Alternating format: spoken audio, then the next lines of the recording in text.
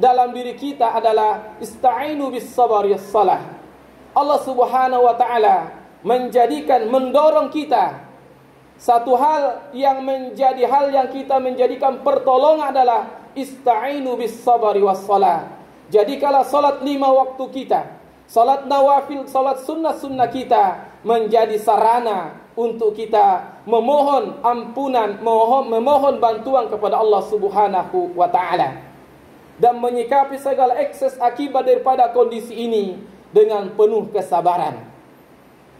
Hadirin yang dimuliakan Allah Subhanahu wa taala. Yang kedua adalah ala bi dzikrillah tatmainnul qulub. Yang kedua yang harus kita hadirkan dalam diri kita adalah ingatlah, jika kita kalkulasi logika kita, jika kita kalkulasi ekonomi dan lain sebagainya, maka keresahan, kegamangan, keputuran akan frustasi akan menghinggapi diri kita dan keluarga kita dan bangsa kita. Tapi Allah Subhanahu wa taala dalam surah Ar-Ra'd mengatakan, "Ala bi dzikrillahi tatmainnul qulub." Ingatlah, dengan hanya zikir, banyak mengingat Allah Subhanahu wa taala, kita berzikir dalam keadaan berbaring, duduk, berdiri. Kita menjadikan media salat kita sebagai zikir.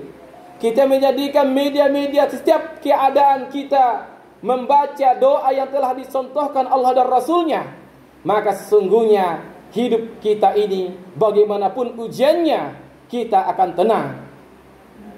Sebagaimana Rasulullah sallallahu alaihi wasallam diuji dengan 3 tahun di boikot di suatu lembah di Mekah.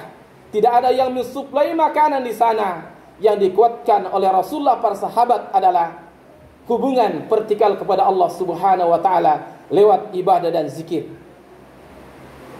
Apa yang dialami oleh Nabi Ayub alaihissalam yang berpuluh-puluh tahun dia diuji, yang pertama kehilangan anaknya. Maka syaitan mengatakan dia masih bisa bertasbih, dia masih bisa ruku dan sujud karena masih kaya dia, masih ada istrinya. Kemudian Allah Subhanahu wa taala menghilangkan anak, kemudian menghilangkan hartanya.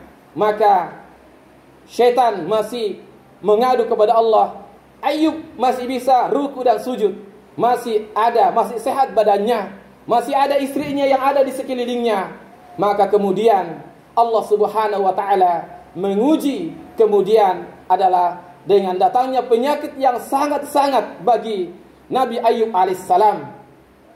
Dan ketika itu Nabi Ayub hanya memohon, ya Allah, jangan sampai lidahku ini yang saya pakai untuk berzikir, bertasbih, engkau luka, kasih borok dan sebagainya. Maka ia bertasbih. Setelah itu hanya tinggal lidah yang tidak sakit. Maka syaitan pun mengadu, dia masih bisa bertasbih, ruku dan sujud karena masih ada istrinya. Kemudian istrinya meninggalkan, tetapi Ayub lolos daripada ujian ini. Ia masih bisa ruku dan sujud. Oleh karena itu, dalam kondisi sekat ini, kita mengambil pelajaran. Inni massani duru anta arhamur rahimin.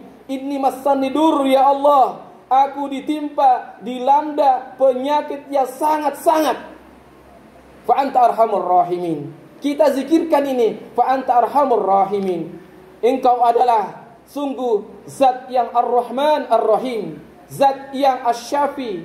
Atau kita juga belajar daripada zikirnya Nabi Ibrahim alaihissalam, wa idza maridtu fahuwa yashfi.